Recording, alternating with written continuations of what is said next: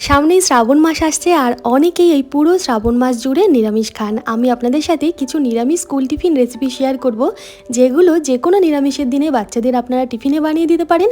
এছাড়া সকালের জলখাবারেও খেতে পারেন। পেঁয়াজ রসুন ছাড়া যেহেতু নিরামিষ রেসিপি তৈরি হবে, তাই মশলাটা একটু স্পেশাল করে বানিয়ে নেব। কিছুই না, গোটা জিরে, গোটা ধনে, গোটা গোলমরিচ আর কাসুরি মেথি শুকনো কড়াইতে ভেজে ঠান্ডা করে গুঁড়ো করে রাখবো। এদিকে সেদ্ধ আলুগুলো খুব ভালোভাবে স্ম্যাশ করে এখানে পরিমাণ মতন লবণ আর ওই ভাজা মশলা 1 চামচ দিলাম, 1 চামচ আদা কুচি, 1 চামচ ধনে পাতা কুচি দেবো, 2টো চিজ কিউব নিয়েছি, সেই চিজ কিউবগুলো গ্রেট করে দিয়ে দিচ্ছি।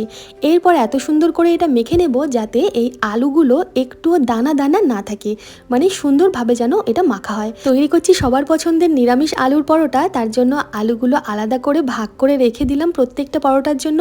এরপর লবণ আর জল দিয়ে সাধারণভাবে মেখে রাখা আটার থেকে লেচি কেটে শুকনো আটায় মিলিয়ে একটা বাটির আকার দিয়ে এক ভাগ পুর নিয়ে এই আটার বাটির মধ্যে দিয়ে নিচের দিক থেকে আটাটা হাতের সাহায্যে এত সুন্দরভাবে ওপরের দিকে তুলে আনতে হবে যাতে মুখটা খুব ভালোভাবে বন্ধ হয়ে যায়। এরপর অতিরিক্ত আটাটা ঘুরিয়ে ঘুরিয়ে কেটে বাদ দিয়ে শুকনো আটার মধ্যে এই লেচিটাকে একটুখানি ঘুরিয়ে ফিরিয়ে নিয়ে প্রথমে হাতের সাহায্যে ভালোভাবে প্রেস করে করে একটু বেলে নিতে হবে, তারপর বেলনির সাহায্যে এটাকে আলতো হাতে বেলে নেব। এরপর একটা মোটা তাওয়াতে, মানে লোহার তাওয়া হলে খুব ভালো হয়, সেই মোটা তাওয়াতে পরোটাটা প্রথমে এক পিঠ হয়ে গেলে ওপর পিঠটা যখন একটু শুকনো হয়ে আসবে ঘি বা মাখন দিয়ে দেবো।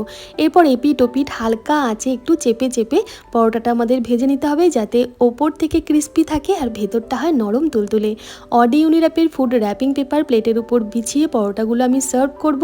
যদিও এটা গরম গরম শুধু মুখে খেতে দুর্দান্ত লাগে, তাও এটার সাথে যদি একটু টক দই, যেটা লবণ আর একটু লঙ্কার গুঁড়ো দিয়ে ফেটানো থাকে, সেটা এক বাটি আর একটু টমেটো সস হলে কিন্তু জমে যায়। আলুর পরোটা আপনি কি দিয়ে খেতে পছন্দ করেন কমেন্ট করে জানাবেন।